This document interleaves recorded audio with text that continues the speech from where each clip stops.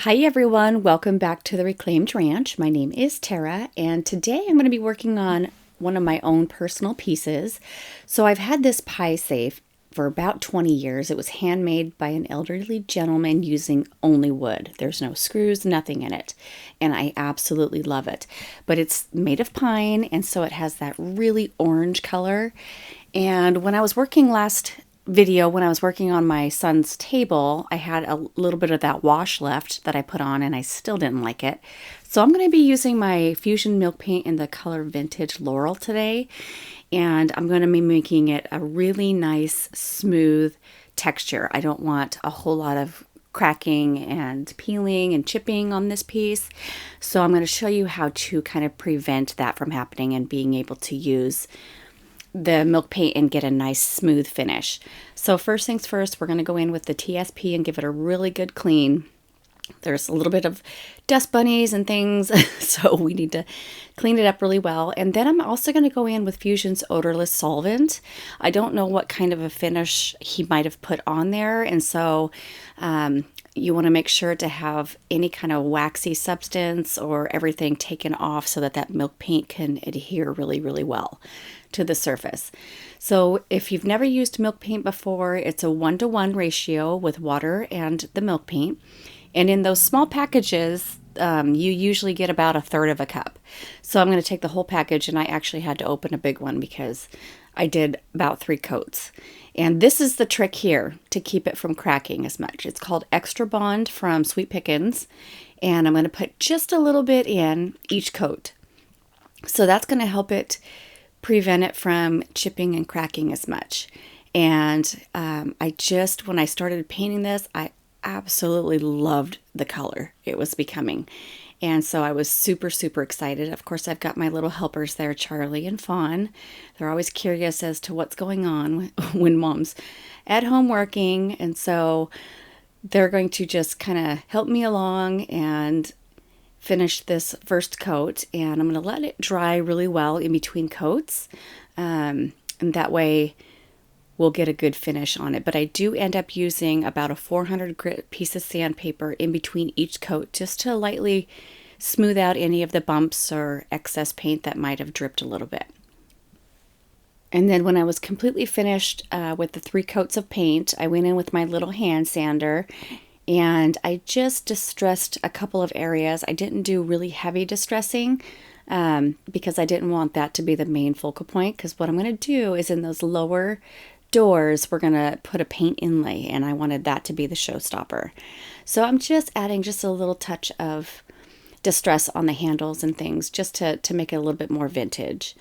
And so this is the paint inlay we're going to use. It's called Spring Melody from IOD, and those roses right there on the front are what I want because the petals have the same color green as the Vintage Laurel milk paint, so I thought it was perfect. So I'm just going to take each piece and size it into that little middle area. Now those slats are each separate, and so some of them have a little bit of bowings, so it's not like a completely smooth surface to put this inlay on, but that's okay because I love my pieces being distressed, and so that wasn't a problem with me. So what you want to do is when you're ready to start with your inlay, you're going to mist it down. I always have a plastic piece of paper that it's going to sit on while I mist it and let it sit. And then I'm going to be using my Fusion Tough Coat and Matte because I want a clear finish. You can use paint as well to do your inlays, but I'm going to just put a nice even coat of my matte, and then we're going to make sure the paint side is down. Make sure you see your grid lines. That way you know that your paint is laying face down onto your project, and then you're just going to slowly get all those air bubbles out. And I end up getting like a little baby wipe to help push those bubbles out and seal that inlay in there. So then we're just going to do the same exact thing to the other side. Just one nice even coat. You want just enough for that inlay to stick to it. You don't want a whole bunch of like a thick coat. It kind of depends on the medium that you're using. But same thing, you just take your inlay and you stick it on there, and then just try and take all the bubbles out using a hand or a wet towel. And that way it'll adhere as much as possible. Now, because the fact that those boards were kind of uneven, when I took this piece off, I noticed that a big chunk of the rose was missing, and you'll see it when I get there to that point. But so I end up just reapplying my top coat in that area, putting the inlay back in there, letting it sit and dry again, and then pulling it off, and then it adhered really well just in that spot. So you can always do little spot checks if there's specific areas that you want not as distressed. I hope that's making sense to you. But so in the meantime, while those inlays are drying, you want to make sure they dry completely. I went ahead and just sealed the entire pie safe with my Fusion's Tough Coat Matte. And so you'll know when those are dry, they turn like an opaque white color, and you'll be able to feel it. And then when those are ready, what you do is you just take your mister bottle or your wet towel and you reapply the water to it and let it sit for anywhere from 10 to 30 seconds. I get impatient, so mine usually comes off a little bit earlier, but it's wise just to let it sit, and then it will release a lot easier.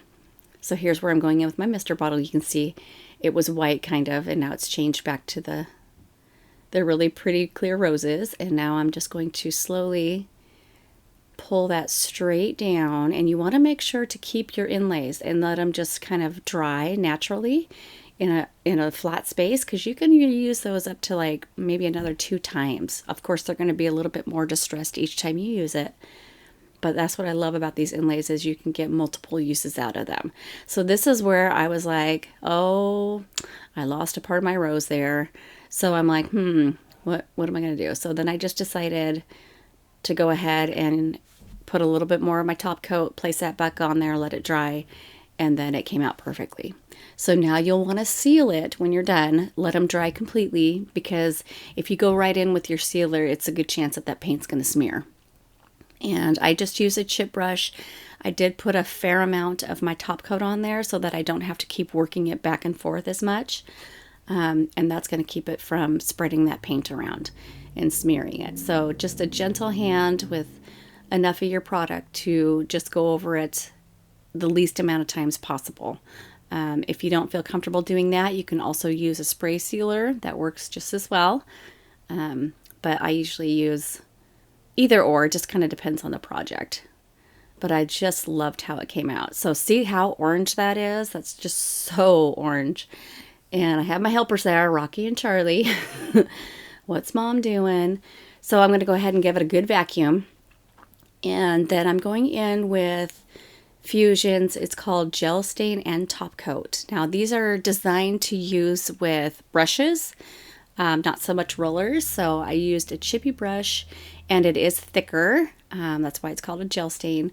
And so I went in and I put this first coat on, and then I wiped it off with a towel, and I don't think that's what it's meant to do. So I went back in and I just keep working it until it has a really nice, smooth, even finish with the one coat, and it turned out gorgeous. So I'm sure there's different ways to do this type of top coat, but I found that just working it into the areas to where it looks like a natural grain with those brush strokes makes it look really cool.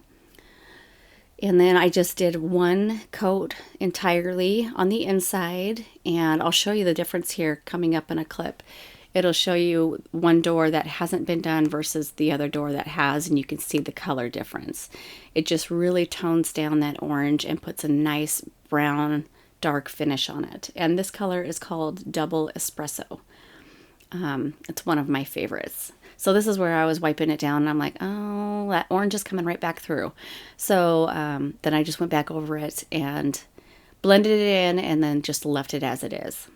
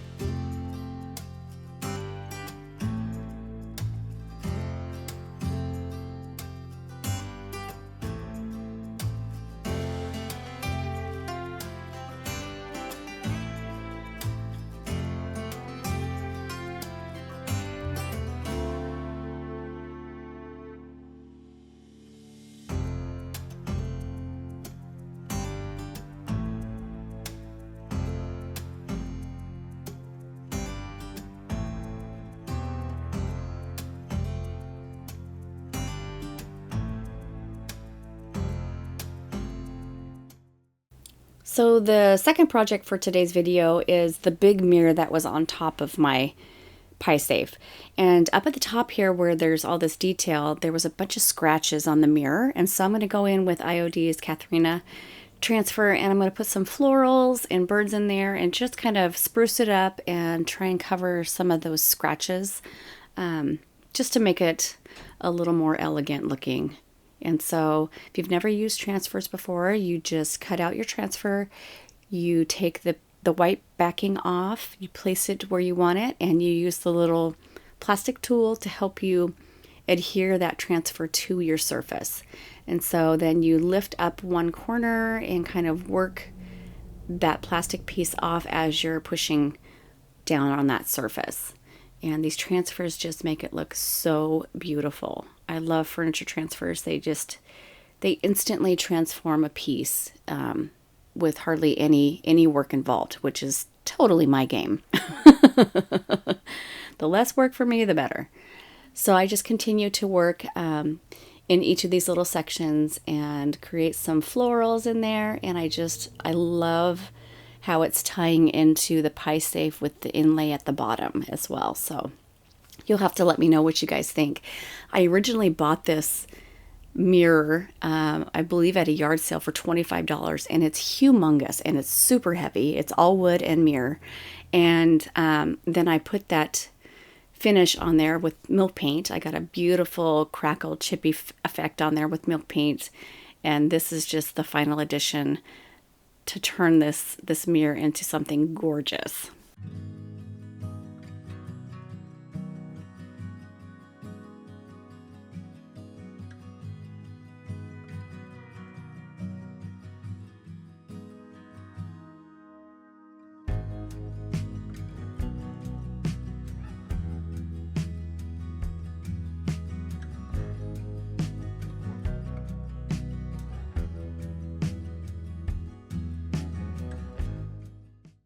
So here's the final outcome of the pie safe. I absolutely love how it turned out. That gel stain just put enough more brown tones into it where it's not so orange. The colors of the vintage laurel are so soft and perfect, and those paint inlays just go just beautifully with those colors. And so I love it. It used to hold a bunch of movies and stuff, but now it's just going to completely be a bookshelf. So look at how pretty this turned out, you guys. I love it. And then I just left the bottom the normal mirror because that part was fine. But I just absolutely love how these two pieces came together. Let me know what you think, and I will see you next week. Bye, guys.